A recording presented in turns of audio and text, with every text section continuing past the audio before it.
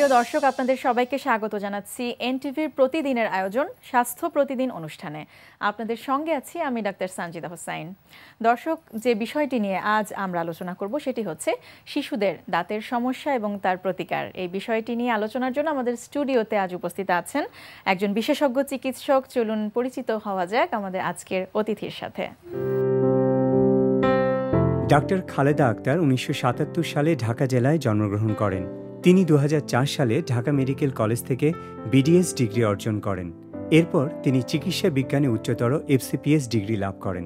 বর্তমানে তিনি বঙ্গবন্ধু শেখ মুজিব মেডিকেল বিশ্ববিদ্যালয়ের কনজারভেটিভ ডেন্টিস্ট্রি অ্যান্ড এন্ডোডন্টিক্স বিভাগের সহকারী অধ্যাপক হিসেবে কর্মরত আছেন। ম্যাডাম, আপনাকে স্বাগত জানাচ্ছি আমাদের অনুষ্ঠানে। ম্যাডাম, একটু জানতে চাইবো শিশুদের দাঁত কখন ওঠা শুরু হয় এবং সেই দাঁত আবার পড়া শুরু হয় কখন, সেই সময়টা একটু জানতে চাই। সাধারণত আমাদের দেশে বাচ্চাদের 6 মাসে, মানে বইয়ে লেখা আছে 6 মাসে ওঠা শুরু হয়, কিন্তু অ্যাকচুয়ালি দেখা যায় যে 6 মাস থেকে 1 বছর লেগে যায়। আচ্ছা, অনেক সময় কিন্তু দেখা যায় যে বাবা মায়েরা উদ্বিগ্ন হয়ে থাকে যে 6 মাসে কেন দাঁত উঠছে না কেন বা কিছু।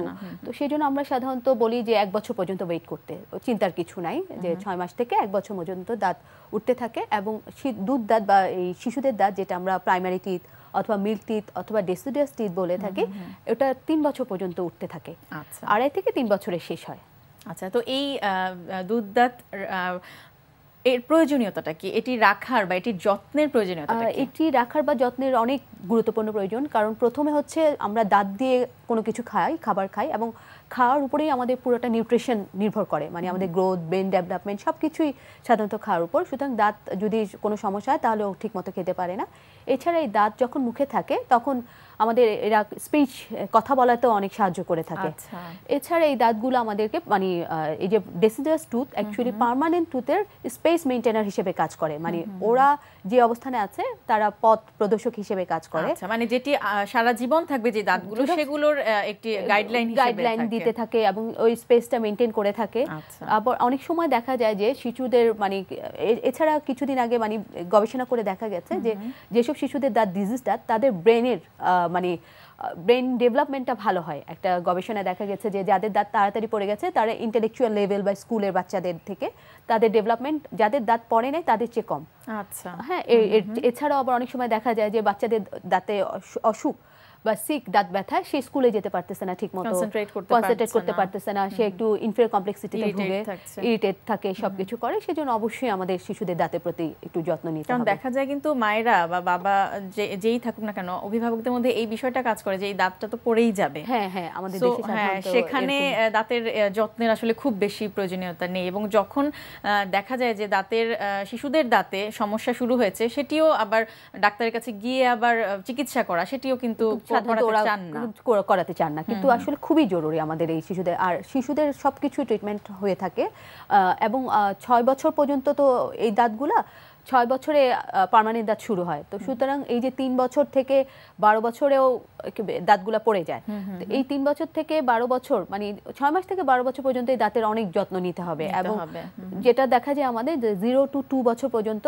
ওদেরকে মারা বা প্যারেন্টসরা দাঁত পরিষ্কার করে দিবে, সাধারণত পাতলা স্টেরাইল গজ কাপড় দিয়ে একটু পরিষ্কার করে রাখতে পারে। আচ্ছা, মানে তখন থেকেই যত্ন শুরু করা উচিত। হ্যাঁ, এছাড়া দাঁত ওঠার আগেও আমরা একটু যে জিহ্বা বা মাড়িটা পরিষ্কার করে রাখা উচিত, মানে ওরাল এনভায়রনমেন্টটা পরিষ্কার করে রাখার জন্য আমরা বলে থাকি। আর 2 বছরের পরে আমরা সাধারণত দাঁত ব্রাশ করতে বলি, তখন ওরা ফেলতে পারে, মানে কুলি করে পেস্টটা ফেলে দিতে পারে। যখন থেকে এই কুলি করে পেস্টটা ফেলে দিতে পারে তখন থেকে আমরা সাধারণত ওদেরকে ব্রাশ করতে বলি বা টুথপেস্ট ব্যবহার করতে পারে। অবশ্যই সেটা ফ্লোরাইড কন্টেনিং হবে আর কি। আচ্ছা, একটু জানতে চাইবো সমস্যা কি কি হতে পারে দাঁতের, যেটি আজকের আমাদের মূল বিষয়, যে শিশুদের দাঁতের সমস্যা হতে পারে কি কি? শিশুদের প্রথম যেটা হয় যে যেসব বাচ্চারা বোতল ফিট করে, ওদেরকে নার্সিং বোতল ক্যারিজ বলি আমরা একটা। সেটি কিভাবে আসে, কি দেখে বোঝা যাবে? সাধারণত যে দাঁত আসে একটা বাচ্চা শিশু, সাধারণত দেখা যায় তার সামনের দাঁত সবগুলাতেই ক্যারিজ। আচ্ছা, হ্যাঁ, সব সময়, অনেক সময় কিন্তু দেখা যায় যে শিশুদের সামনের দাঁতগুলো ক্ষয় হয়ে যাচ্ছে এবং প্রচুর পরিমাণে কালো কালো দাগ হয়ে পুরো ক্ষয় হয়ে যাচ্ছে। তো তখন যদি জিজ্ঞেস করা হয় তখন দেখা যায় যে তারা রাতে দুধ, মিল্ক বোতল ফিট করে এবং ওটাতে একটু সুগার মিক্স থাকে অথবা জুস করা থাকে এরকম। ওইটাতে তাদের ওই নার্সিং বোতল ক্যারিজ হয় এবং সেটি পান করা অবস্থায় হয়তো ঘুমিয়ে যাচ্ছে পরিষ্কার না করে। আর যেহেতু মুখের কোনো অ্যাক্টিভিটি হয় না বা স্যালাইভেশন হয় না, ওগুলা জমে ব্যাকটেরিয়া করে দাঁত ক্যারিজ বা ক্যাভিটি তৈরি করে ফেলতে পারে, এই জন্য ওটা হয়ে থাকে। এছাড়া শিশুদের মধ্যে যেটা দেখা যায় যে একটু বড় বয়সে মানে অ্যাডোলেসেন্স 4 থেকে 10 বছর বয়সে বাচ্চারা চকলেট চুইংগাম এগুলা খেতে পছন্দ করে, কিন্তু খাওয়ার সাথে সাথে তারা ওই সম পরিমাণে পরিষ্কার করে না। ওদেরকে যে কেউ আসলে ওদেরকে চকলেট দিয়ে দেয় বা কিছু, তো ওই খাবারগুলাও ওদের জন্য করাতে হবে এবং তখন তাদের দেখা যায় বেশি ক্যারিজ হয়। সাধারণত আমাদের দেশে ক্যারিজটাই বাচ্চাদের খুব বেশি পরিমাণ হয়ে থাকে ছোটবেলায়। আরেকটা সমস্যা কিন্তু দেখা যায়, এটি সমস্যা কিনা সেটিও একটু আপনাকে আজকে আমি জানতে চাইবো আপনার কাছ থেকে। জন্মগতভাবেই দাঁত নিয়ে জন্মায় শিশু, সেক্ষেত্রে আসলে করণীয় কি, এটি কি আসলে সমস্যা কিনা? আসলে অনেক সময় দেখা যায় একটা বাচ্চা হয়েছে সাথে একটা ছোট দাঁত নিয়ে, তো ওটা আমরা নিউনেটাল টিথ বলে থাকি। অ্যাকচুয়ালি যদি বাচ্চার ব্রেস্ট ফিডিং এ কোনো সমস্যা না করে তাহলে ওটা রেখে দেওয়া যেতে পারে, আর যদি দেখা যায় যে সমস্যা হচ্ছে তাহলে সেটা তুলে ফেলতে হবে। দাঁতটা তোলাটা খুব সোজা, সেটা ও খুব আলগাভাবেই লেগে থাকে, কিন্তু একটু খেয়াল রাখতে হবে যে বাচ্চাটাকে অবশ্যই ভিটামিন কে একটা ইনজেকশন দিয়ে তারপর ওটা ফেলতে হবে। অনেক জায়গায় কিন্তু দেখা যায়, বিশেষ করে যারা লো সোশিও ইকোনমিক কন্ডিশনে থাকেন, ওইসব বাবা মায়েরা খুব উদ্বিগ্ন হয়ে যান বাচ্চাদের এরকম অবস্থা দেখলে, যে একটি শিশু জন্ম হলো সে কেন দাঁত নিয়ে জন্ম হলো, তারা অপচিকিৎসকের কাছে কিন্তু চলে যাচ্ছে। হ্যাঁ, না এটা ঘাবড়ানোর কিছু না, এটা হতে পারে, মানে এরকম একটা এক্সট্রা তুর্জিয়াম তৈরি হয়ে ওখান থেকে একটা দাঁত নিয়ে সে চলে আসতে পারে, এটা স্বাভাবিক, এটা হতে পারে, কোনো সমস্যা করে।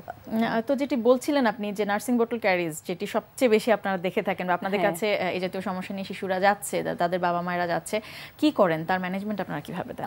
সাধারণত নার্সিং বোতল ক্যারিজের কোন স্টেজে আসছে, আমরা কোন বয়সে কোন স্টেজে সাইড ওগুলা দেখে আমরা সাধারণত যদি দেখা যায় যে ক্যারিজ এত পরিমাণে হয়ে গেছে এবং বাচ্চার বয়স 4 বছর, তখন ব্যথা করছে, তখন আমরা সিমটোমেটিক ট্রিটমেন্টে চলে যাই। অ্যাকচুয়ালি ব্যথার জন্য ব্যথার ওষুধ, অর্গানিজম কমানোর জন্য হালকা কুসুম গরম পানিতে কুলি করা বা কখনো কখনো অ্যান্টিবায়োটিক পর্যন্ত দিতে হয়, তখন আমরা ট্রিটমেন্ট করতে পারি না। আর যখন দেখা যায় যে না 5-6 বছর বয়স এবং 12 বছর পর্যন্ত দাঁত রাখতে হবে, সামান্য ক্যারিজ, তখন আমরা ফিলিং করে দিই, এবং কিছু দাঁত দেখা যায় যে তার ঠিক মতোই আছে, মানে স্ট্রাকচার সব আছে, ওখানে আমরা রুট ক্যানেলও করে ফেলতে পারি। আচ্ছা, মানে বাচ্চাদেরও রুট ক্যানেল হয়, হ্যাঁ, ওটা আমরা পালপোটমি বা পালপেক্টমি বলে থাকি। যখন দাঁতের অর্ধেক অংশ আমরা ইনফেক্টেড অংশ ফেলে দিয়ে করি তখন সেটাকে আমরা পালপোটমি বলতে পারি, আর যখন রুট পর্যন্ত চলে যায় তখন আমরা সেটাকে পালপেক্টমি করে ফেলি। কিন্তু অবশ্যই দাঁত যদি ইনফেকশন হয় অবশ্যই আমাদের ডেন্টাল সার্জনদের কাছে চলে আসা উচিত, কারণ ওই দাঁতের সমস্যা থেকে, ওই দাঁতের পুরো ইনফেকশন থেকে ভিতরে যে পার্মানেন্ট তুর্জাম থাকে সেটাও ইনফেক্টেড হতে পারে, এবং পরবর্তীতে পার্মানেন্ট টিথ ঠিক মতো ওঠে না, তখন তাদের এটাকে আমরা ডেভেলপমেন্টাল অ্যানোমালিজ হিসেবে বলে থাকি। সেজন্য সব বাবা মারই উচিত শিশুদের দাঁতের সমস্যা হলে সাথে সাথে নিয়ে যাওয়া ডক্টরদের কাছে।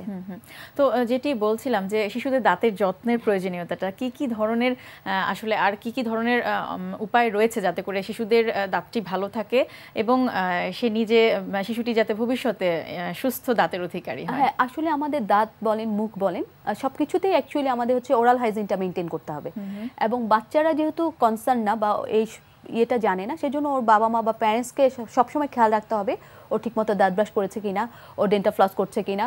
তারপরে বাবা মা যখন যাবে কোনো ডেন্টাল সার্জন কাছে, ওদেরকে নিয়ে যে ও রুটিন চেক আপ 6 মাস করে করে নিয়ে যেতে পারে, যাতে করে শিশুটি যখন বড় হবে তার মধ্যে এই অভ্যাসটা গড়ে উঠবে, তাহলে যাতে দাঁতের যত্নের প্রতি সে আরো সচেষ্ট হয়। আপনাকে অনেক অনেক ধন্যবাদ, অনেক গুরুত্বপূর্ণ তথ্য জানাও আপনার কাছ থেকে। তোমাকেও ধন্যবাদ। প্রিয় দর্শক, আমরা শুনছিলাম শিশুদের দাঁতের যত্ন, দাঁতের সমস্যা এবং তার প্রতিকার নিয়ে বেশ কিছু গুরুত্বপূর্ণ তথ্য। যে পরামর্শগুলো আমাদের আজকের অতিথি দিলেন, আশা করছি সেগুলো আপনাদের উপকারে আসবে। সাসপেনশন ট্রেনিংয়ের আজকে আমরা যে এক্সারসাইজটাকে ফোকাস করব, এটাকে ফোকাস করব হচ্ছে আমরা অ্যাবস এবং লোয়ার ব্যাক। এই জিনিসটা অনেকে করেছে হচ্ছে রোলারের মাধ্যমে যে করলে যে জিনিসটা বডি একটা ইয়েতে চলে যায়, একটা স্পেস দিয়ে যায়, প্রত্যেকটা মাসেল অ্যাক্টিভেট হয় না। এবং অনেক সময় রোলার দিয়ে করতে নিলে যে জিনিসটা করে সবাই লোকজন, যে তার শোল্ডার এবং আর্মসের যে স্ট্রেন্থ দিয়ে করে, তখন ব্যাকে অথবা অ্যাবসে খুব একটা কাজ হয় না।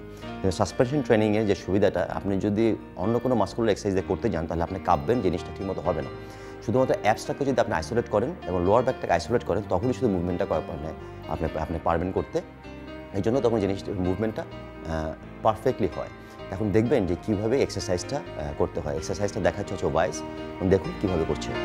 ওভাইস রেডি। এই সময় যে জিনিসটা কোনো বেলটাকে যতটুকু নিচে আপনি করতে পারেন, নামাতে পারেন, সেই অবস্থায় নামবেন।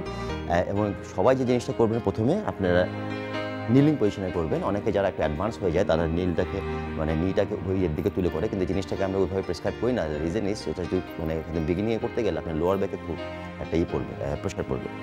এখন দেখুন সে যে জিনিসটা কী করছে, সে পুরো জিনিসটা সুপারম্যান মোশনে চলে যাচ্ছে। হাতটাকে একদম স্ট্রেট করে ফেলবে, এরপরে আবার চলে আসছে। ওকে, একদম যেটাকে আমরা বলি সুপারম্যান মোশন। ওকে, রেডি। হাত যতটুক আপনি পারেন আর কি করবেন, স্ট্রেট করবেন, বইটা সামনের দিকে নিয়ে আসবেন। ওকে, রোল ফ্রন্ট, ওকে, রোল ব্যাক, ওকে, এগেন ফ্রন্ট, রোল ব্যাক। ওকে, এটা দেখবেন অনেক সময় যেটা আমরা ডেড লিফট করার সময় যে বেনিফিটগুলো পাচ্ছি, সেম বেনিফিটে আপনি পাবেন, কিন্তু with the weight, with the help of body weight. এবং at the same time dead লিফটে যে জিনিসটা হয় না, সেটা আমরা অ্যাপসটাকে আইসোলেট আমরা করতে পারি না, কিন্তু এখানে আপনি অ্যাপসটাকে আইসোলেট হবে। এবং শুধু একটা জিনিস যে এটা আমরা খেয়াল করছি যে আমরা শুধুমাত্র যে আপনি ডেড লিফটের বেনিফিটটা পাচ্ছেন, মানে হ্যামস্ট্রিং এবং লোয়ার ব্যাকে যে প্রেশার পড়ছে তা না, এটা অ্যাপসের সাথে সাথে যে জিনিসটা হবে আপনার ওভারঅল যে ল্যাটসের যে মাসলটা, ব্যাকের যে মাসলটা, সেই মাসলটাকে কাজ করবে। এবং কিছু কিছু ওকে স্টপ, এবং কিছু কিছু ক্ষেত্রে যে জিনিসটা আমরা যখন পুল ওভার যে এক্সারসাইজটা করি, পুল ওভারের যে বেনিফিটটা, সেটাও কিছুটা আমরা এই এক্সারসাইজের মাধ্যমে কিন্তু আমরা পাবো। খালি খেয়াল করতে হবে, এটা রিপিটেশনটাকে আমরা ধরবো না, আমরা ধরবো হচ্ছে সেকেন্ডস। যে এই মুভমেন্ট আমরা 30 সেকেন্ড পর্যন্ত করবো। প্রথমে এতে করে স্লোলি করবো, এরপরে উইল গেট ফাস্টার এবং খুব ফাস্টলি করার চেষ্টা করব। দর্শক, আনার অত্যন্ত উপাদেয় এবং আমাদের সবার প্রিয় একটি ফল। আনারের বিভিন্ন পুষ্টিগুণ নিয়ে চলুন শুনি একজন পুষ্টিবিদের পরামর্শ।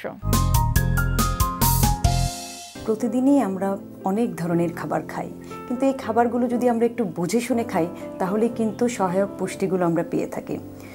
যেমন আনার একটি ফল, খুবই জনপ্রিয়, পরিচিত, সুন্দর দেখতে একটি ফল। খাদ্যের মধ্যে যখন আমরা কোনো কিছুকে ডেকোরেটিভ করতে চাই তখনই কিন্তু আমরা আনার দিয়ে সেটাকে করি। যখন করি তখন যদি আমরা একটু জানতাম যে আনাদের আসলে প্রকৃত কাজ কি। সব ফলেরই কিছু না কিছু কাজ থাকে, তেমনি আনারেরও আছে। আনার হলো এমন একটি ফল সবচাইতে বেশি অ্যান্টিঅক্সিডেন্ট সমৃদ্ধ।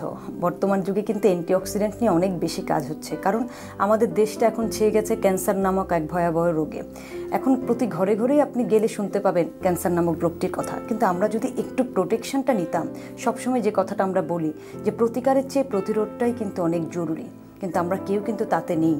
যখন রোগটি আমাদের অনেক সিভিয়ার আকার ধারণ করে তখনই কিন্তু আমরা চলে যাই প্রতিকারে, কিন্তু তার আগে যদি প্রতিরোধ নেওয়া যেত তাহলে হয়তো আজকে এত রোগের মধ্যে আমরা থাকতাম না। এবং প্রত্যেক ঘরে ঘরে আমরা যখন এখন শুনি কোলন ক্যান্সার, ব্রেস্ট ক্যান্সারের মতো অনেক বড় বড় ধরনের রোগ যার কোনো চিকিৎসা নেই, কিন্তু যদি প্রতিরোধ ক্ষমতা তৈরি করে রাখি শরীরের মধ্যে তাহলে হয়তো এত সিভিয়ারিটিতে কখনোই যেত না। তেমনই একটি ফল হলো আনার, যা কার্ডিওপ্রোটেক্টিভ, অ্যান্টিঅক্সিডেন্ট হিসেবে ক্যান্সার প্রোটেক্টিভ এবং আমাদের মেমোরি সেল, আমাদের ভুলে যাওয়া স্মৃতিগুলোকে ধারণ করার জন্য আনারের ভূমিকা অতুলনীয়। আনারে রয়েছে পুনিক্যালাজিন নামে এমন একটি গুরুত্বপূর্ণ অর্গানিক সাবস্টেন্সেস যা আমাদের কার্ডিওভাস্কুলার ডিজিজ থেকে সুরক্ষা করে, এবং এই পুনিক্যালাজিন আমাদের যে মেমোরিগুলো লস হয়ে যায় সেই মেমোরিকে পুনরায় ফিরিয়ে আনতে সাহায্য করে। অনেকের কিন্তু খুব মানসিক রোগ থাকে, বিষণ্ণতা ভর করে রাখে, ভালো লাগে না। আনার কিন্তু সেই রোগটিকেও সারিয়ে দেয়, খেয়ে দেখতে পারেন। কিন্তু আছে এর মধ্যে অ্যান্টি ক্যান্সার প্রপার্টিজ, এবং পুরুষদের খুব কমন একটি রোগ প্রোস্টেট ক্যান্সার, এবং এর আগেই কিন্তু প্রোটেকশন নেওয়া যায়। প্রতিদিন না হোক সপ্তাহে অ্যাটলিস্ট 1 থেকে 2 দিন যদি আমরা একটু আনারের জুস বা সরাসরি আনারটাকে যদি আমরা খেয়ে থাকি তাহলেও কিন্তু প্রোস্টেট ক্যান্সার থেকে প্রতিরোধ তৈরি করা যায়। একটা বয়সের পরেই কিন্তু এটি হয়ে থাকে। আমরা কিন্তু জেনেই হোক আর না জেনেই হোক, আমরা অসুস্থ হলেই কিন্তু শক্তি বৃদ্ধিকারক হিসেবে আনারের জুসটা সবাইকে দিয়ে থাকি, কিন্তু আসলে কিন্তু সঠিক খাদ্যগুণ জানি না। যদি সঠিক খাদ্যগুণ জানি তাহলে কিন্তু এর ব্যবহার আরও বেশি জনপ্রিয় হয়ে উঠবে। এবং এখন কিন্তু আনার এমন একটি ফল যা সারা বছর ধরেই পাওয়া যায়। যখনই কারো আয়রন ডেফিসিয়েন্সি অ্যানিমিয়া তৈরি হয় তাদের জন্য কিন্তু আনারের গুরুত্ব অতুলনীয়, এবং 1 গ্লাস জুস যদি আমরা খেয়ে থাকি তাহলে তার রক্তকণিকার পরিমাণ বাড়বে। এতে রয়েছে ইম্পর্ট্যান্ট একটি উপাদান ফ্ল্যাভোনয়েড, যা ভিটামিন B12 আদার্স অনেক কিছু তৈরি করতে সাহায্য করে, এবং রক্তকণিকা সঠিকভাবে তৈরি হয়, রক্তের আয়রনটাকে বৃদ্ধি করে এবং দেহের অক্সিজেন সাপ্লাইকে বাড়িয়ে দেয়। এভাবে আনার যদি আমাদের খাদ্য তালিকার একটি ফল হিসেবে আমরা রাখি অন্যান্য ফলের মতোই, এবং এটি যদি আমাদের প্রতিদিনের খাদ্য তালিকায় না হোক, সপ্তাহে 1 থেকে 2 দিনও যদি হয়ে থাকে, তাহলেও কিন্তু এটি আমাদেরকে রোগ প্রতিরোধ ক্ষমতা অনেক অনেক গুণে বাড়িয়ে দিতে সাহায্য করবে। দর্শক, স্বাস্থ্য প্রতিদিনের আজকের হেলথ টিপস। কাপড় ধোয়ার সাবান আপনার পা ফাটা রোগের কারণ হতে পারে, তাই কাপড় ধোয়ার সময় খেয়াল রাখুন যাতে সাবান আপনার পায়ে না লাগে। প্রিয় দর্শক, স্বাস্থ্য প্রতিদিন সম্পর্কে যদি আপনাদের কিছু জানার থাকে কিংবা কোনো পরামর্শ যদি আমাদের দেবার থাকে, জানাতে পারেন এই ঠিকানায়। প্রযোজক স্বাস্থ্য প্রতিদিন, এনটিভি, বিএসসি ভবন, 7 তলা, 102 কাজী নজরুল ইসলাম এভিনিউ, কারওয়ান বাজার, ঢাকা 1215। ফ্যাক্স 914338 থেকে 7 পর্যন্ত, অথবা ইমেইল করুন স্বাস্থ্যপ্রতিদিন@ntvpt.com এই ঠিকানায়। দর্শক, স্বাস্থ্য প্রতিদিনের আগামী পর্বে আপনাদের জন্য যা থাকছে। সিওপিডি এই রোগটা এই সংক্ষিপ্ত নামেই পরিচিত, তবুও যদি একটু ইলাবোরেট করে বলেন এটার মানেটা কি এবং এতে কারা বেশি আক্রান্ত হন? আচ্ছা, এটা যে শ্বাসনালীর এক ধরনের প্রদাহজনিত রোগ, এবং এই প্রদাহজনিত রোগটা কিন্তু ইরিভার্সিবল, যেটি বলে একেবারেই ভালো হবে না, একবার হলে একেবারেই পূর্বের অবস্থায় ফিরে আসবে না, আস্তে দীর্ঘমেয়াদে আস্তে আস্তে আস্তে আস্তে এটা খারাপই দিকে যাবে এবং তার দীর্ঘমেয়াদী শ্বাসকষ্ট বাড়বে। দর্শক, বিশ্বের যে কোনো প্রান্ত থেকে যে কোনো সময় এনটিভিতে সম্প্রচারিত সংবাদ ও অন্যান্য সকল অনুষ্ঠান উপভোগের জন্য ভিজিট করুন আমাদের পূর্ণাঙ্গ ওয়েব পোর্টাল www.ntvbd.com। দর্শক, আজ এ পর্যন্তই। আপনারা সবাই ভালো থাকুন, সুস্থ থাকুন। আগামীকাল আবারও দেখা হবে ঠিক একই সময় এনটিভির পর্দায়।